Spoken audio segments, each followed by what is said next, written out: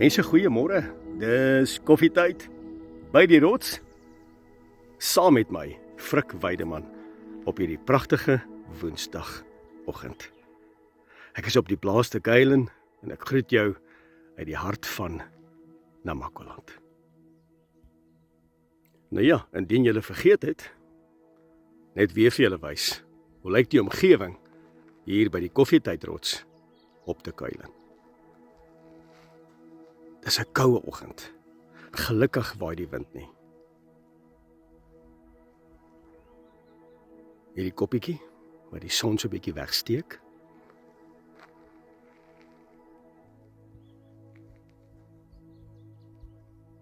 Dis 'n voorreg vanmôre om weer met jou te kan gesels hier by die koffietydrots. Ek wil net vir julle wys hoe pragtig is Namakoland. Vir julle wat wel blommetjies kom kyk, ek dink oor so 'n maand behoort die blommetjies dalk reg te wees. Kyk hoe pragtig is dit. Jy weet jy mense, as ek so kyk in die verte, en ek wens jy kon sien wat ek sien met my blote oog, want die kamera gee nie regtig vir jou die volle prentjie nie. So groot voorreg om vanmôre dit te kan beleef en te ervaar, en dan met jou te gesels rondom die woord van Skepper lewende God. So ja, baie welkom vanoggend weer by koffietyd saam met my. Koffietydrots. En dan hierdie pragtige rots.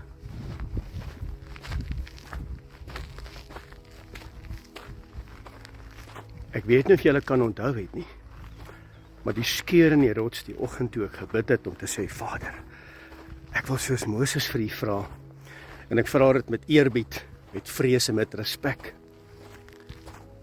Sal U Uself, soos wat Moses gevra het, aan my openbaar?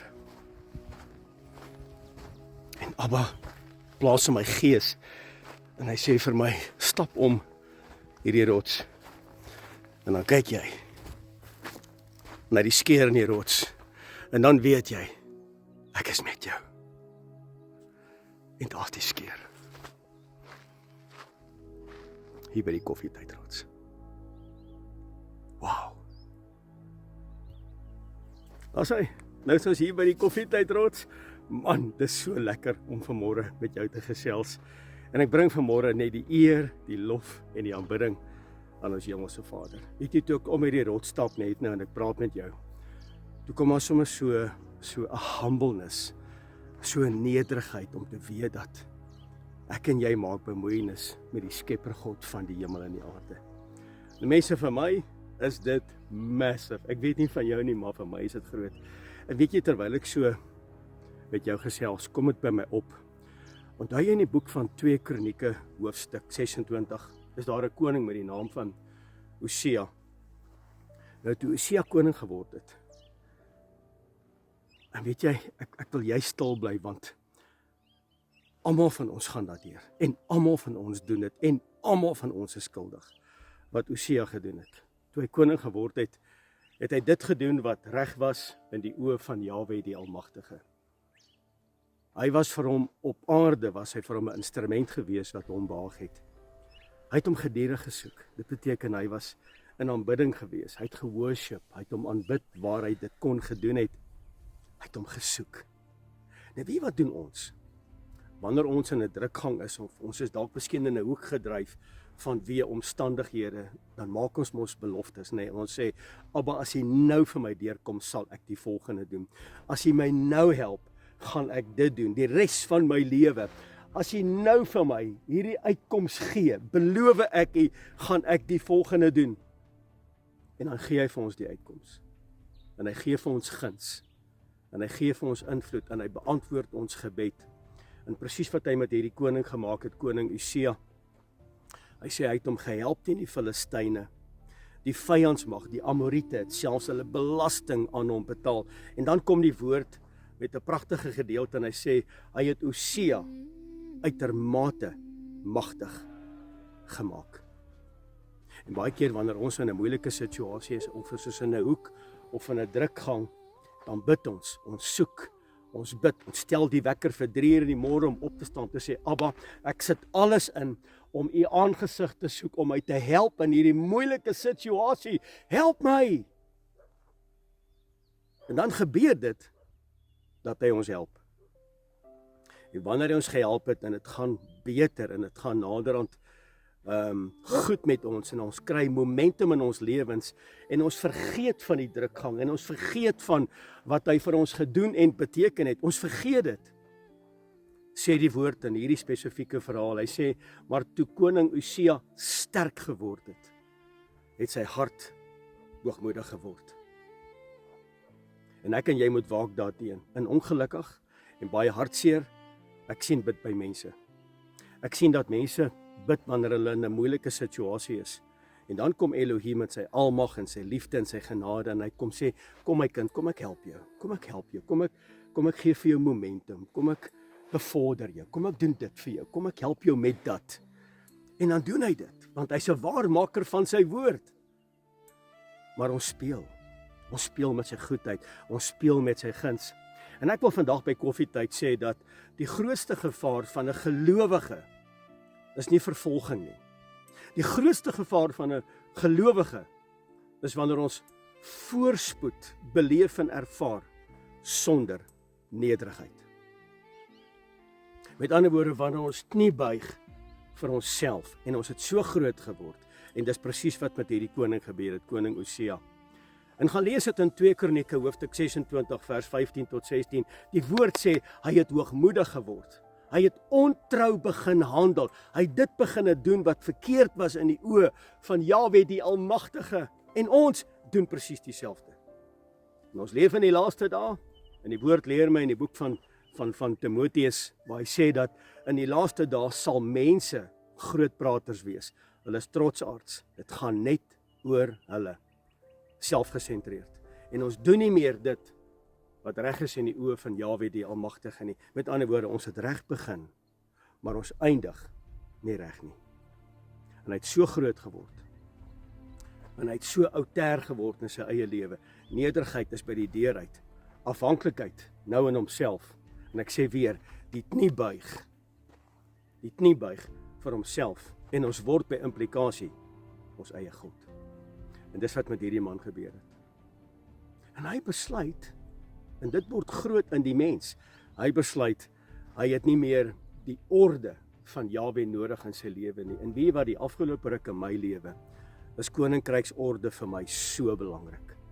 Dat ons weer in koninkryksorde sal leef en daarin sal wandel. En hierdie koning Usia, het uiteraard die verbond en die protokol van verbond het hy heeltemal oorskry. Hy het homself geag as 'n priester en hy het ingegaan in die tempel waar net die priesters kon diens doen. Nie hy nie.